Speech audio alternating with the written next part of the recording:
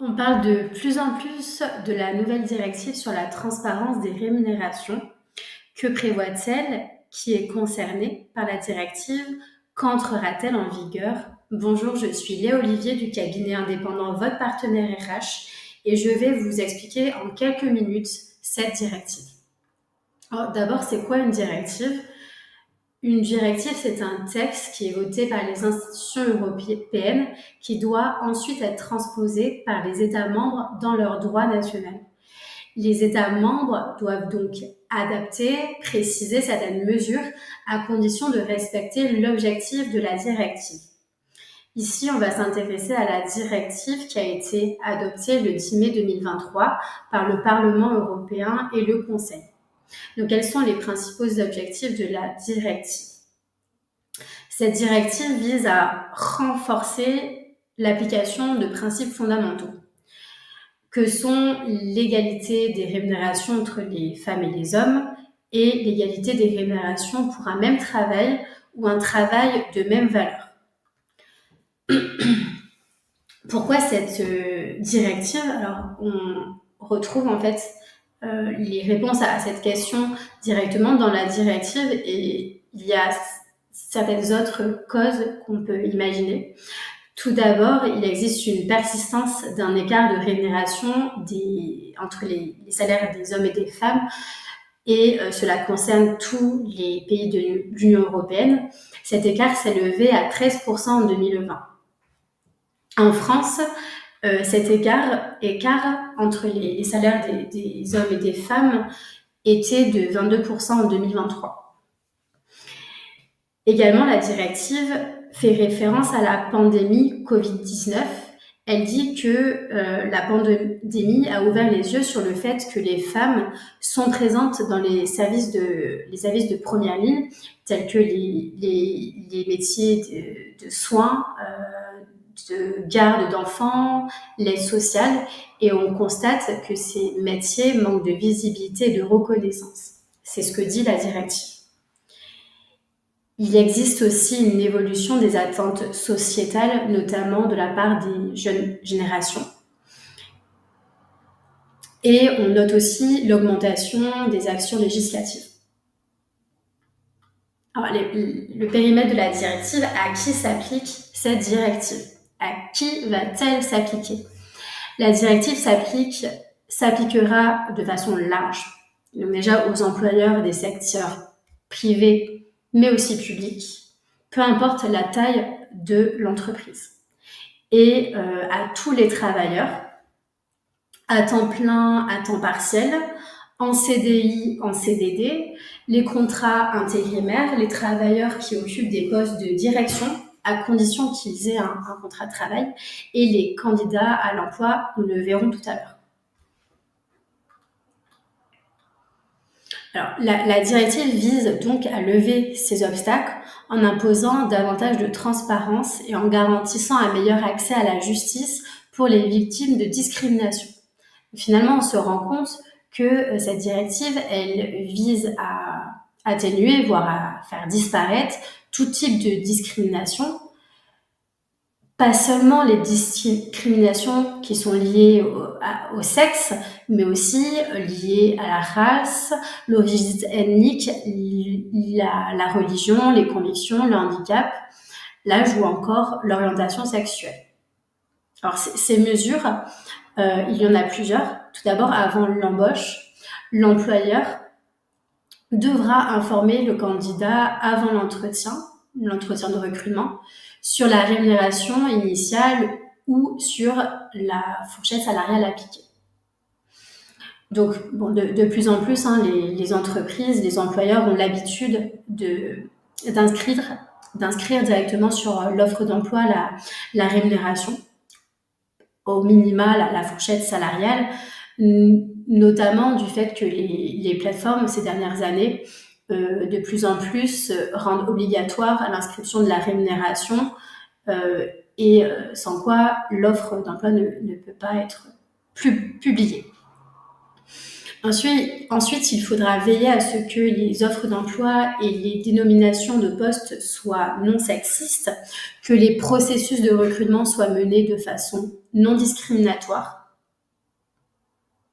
De plus, avec cette directive, il sera interdit aux employeurs de renseigner ou de chercher de manière proactive à obtenir des informations sur la rémunération actuelle ou sur l'historique de rémunération d'un candidat. Donc, autrement dit, avec l'entrée en vigueur de cette directive, on ne pourra plus, dans certaines entreprises, c'est pratiqué, on ne pourra plus demander les salaires aux candidats, ni même, évidemment, les bulletins de paye des candidats. Alors, les autres mesures après l'embauche, donc là, ça va venir, ça se complexifie pour certaines entreprises, on va le voir maintenant. Donc, les employeurs devront mettre à la disposition de leurs travailleurs des critères objectifs et non sexistes utilisés pour déterminer la rémunération et la progression salariale. Donc, ça veut dire que d'une part, les employeurs doivent se baser et définir des critères objectifs pour déterminer la rémunération et des critères objectifs et non sexistes pour déterminer la progression salariale. Et, dans un second temps, ils devront mettre à disposition de leurs salariés ces critères. À noter que la directive prévoit une atténuation pour les entreprises de petite taille, les micros et les petites entreprises. Alors, c'est ce que dit la directive. En droit français, on peut imaginer que les entreprises de moins de 50 salariés seront concernées. Donc, elles ne seront pas soumises à l'obligation liée aux critères de progression salariale. Par contre, elles seront dans l'obligation également de mettre à disposition de leurs travailleurs des critères objectifs pour déterminer la rémunération. Attention. La directive instaure également un droit à l'information permettant aux travailleurs de demander leur niveau de rémunération individuel et les niveaux moyens de rémunération ventilés par sexe pour la catégorie de travailleurs accomplissant un travail comparable. Donc, autrement dit, un salarié pourra vous demander le salaire moyen des travailleurs qui relèvent de sa même catégorie, donc des travailleurs qui sont sur un même travail ou un travail similaire, un travail de même valeur. Le droit à l'information prendra la forme d'une obligation pour l'employeur d'informer les salariés tous les ans, donc au moins une fois par an, et de fournir ces informations dans un délai de 2 mois suite à la demande du salarié. Ensuite, elle instaure une obligation de reporting et de publication. Donc ça concernera les entreprises qui emploient au moins 100 travailleurs. Et ces entreprises seront soumises à une obligation régulière de communication de données détaillées sur l'écart de rémunération, y compris l'écart médian et la proportion de travailleurs dans chaque quartile. Et cette obligation de reporting s'ajoute à celle qu'on connaît déjà, qui est l'index sur l'égalité homme-femme. Ensuite, elle prévoit un renversement de la charge de la preuve au détriment de l'employeur en cas de non-respect des obligations de transparence. Là, c'est très important, cette mesure-là, le renversement de la charge de la preuve.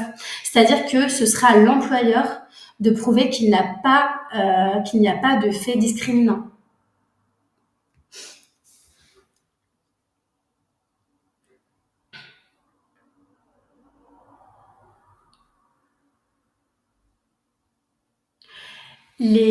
Donc on l'a vu tout à l'heure, les États membres doivent préciser les dispositions de la directive, doivent la transposer, et ils ont au plus tard jusqu'au 7 juin 2026 pour le faire. Donc que se passera-t-il si jamais les États membres n'ont pas transposé cette directive? Elle rentrera quand même en vigueur. Donc il faut savoir que le gouvernement français prévoyait de finaliser le texte en septembre 2025. Il ne l'a toujours pas fait, mais dans tous les cas, la directive entrera bel et bien en vigueur en juin 2026. Ce que je peux vous préconiser, donc pour vous, c'est de ne pas attendre juin 2026 tout d'abord, et d'ores et déjà faire un autodiagnostic pour connaître les points forts et les points faibles de votre entreprise au niveau des mesures qu'on a évoquées tout à l'heure, qui sont déjà en fait prévues par la directive européenne. Voilà, en tout cas, je vous remercie pour votre attention et je vous dis à bientôt. Au revoir.